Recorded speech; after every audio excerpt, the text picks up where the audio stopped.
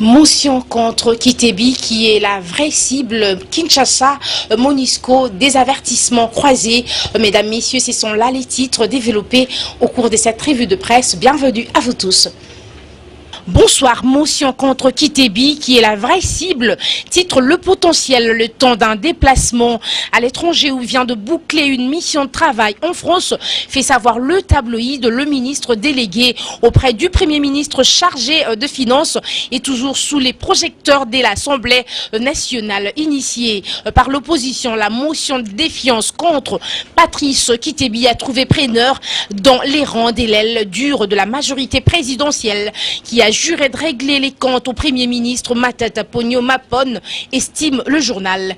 Au lieu de sauver ce qu'elle a de plus précieux, son unité interne, la majorité présidentielle a préféré emboucher le discours de l'opposition. La motion de défiance lancée à l'encontre du ministre délégué auprès du Premier ministre chargé des Finances, Patrice Kitebi Kiboulvoul, court toujours, affirme le confrère.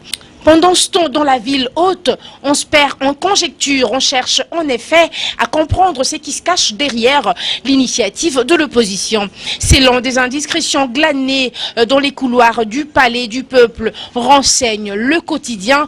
L'opposition a reçu dans son initiative le soutien de l'aile dure de la majorité présidentielle, particulièrement ceux qui s'opposent au maintien de Matata aux commandes du gouvernement. Toujours en politique, le phare écrit Kinshasa, Monusco, avertissement croisé. Martin Kobler rappelle qu'il agit sous mandat du Conseil de sécurité. C'est une attaque en règle, affirme le phare, menée à la fois par le ministre de l'Intérieur et son collègue de la communication et des médias, Richard Mouyej-Monguez, qui avait reçu en primeur le rapport du Bureau des Nations Unies pour les droits de l'homme en RDC en vue de formuler ses observations, n'y décolère pas. Pour lui, ce rapport n'aurait pas dû sortir en l'état même si ses auteurs ont pris soin d'y insérer ses observations. C'est une faute lourde qui justifie la demande de rappel du directeur Scott Campbell. Au journal de renchérir, Mendeo Malanga va plus loin parce qu'il considère le bureau de l'ONU pour les droits de l'homme en RDC comme une sorte de dépendance de l'opposition républicaine. Pour lui, le contenu du rapport repose sur des faits délicieux ou criminels anonymes imputés par présomption aux forces congolaises de défense et sécurité. La charge est portée avec beaucoup de vigueur, enseigne le journal. Elle attaque le rapport sur les terrains de l'intégrité parce qu'elle considère que le rapport contient des contre-vérités, de la désinformation et des extrapolations tendancieuses au mépris de la rigueur et de l'objectivité. Par contre, Martin Kobler a choisi d'utiliser à son une arme plus lourde. Il agit sous un mandat délivré par le Conseil de sécurité des Nations Unies, martèle-t-il, sur un ton qui n'admet aucune réplique. Traduisez, le droit international est au-dessus du droit interne.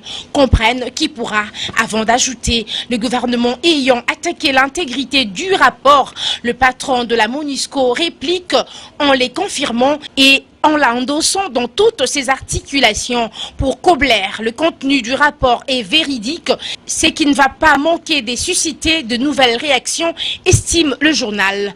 Et enfin, la prospérité s'exclame. Réunion de haut niveau des l'UIT en Asie, Corée du Sud, Kinkei parle d'un Congo debout à Busan. Porteur des pleins pouvoirs délivrés par le président de la République Joseph Kabila Kabange, le ministre Trifon Kikei Moulumba en charge des postes, télécommunications et nouvelles technologies de l'information et de la communication participe en Corée du Sud à la réunion des ministres plénipotentiaires des télécommunications technologies de l'information et de la communication, chargé d'élire en début de semaine un nouveau secrétaire général de l'Union internationale des télécommunications qui sera, sauf surprise improbable, le chinois Lin Zhao. C'est donc tout pour cette revue de presse, mesdames, messieurs, bonsoir. C'en est donc fini pour cette revue de presse. Merci à vous de l'avoir écouté.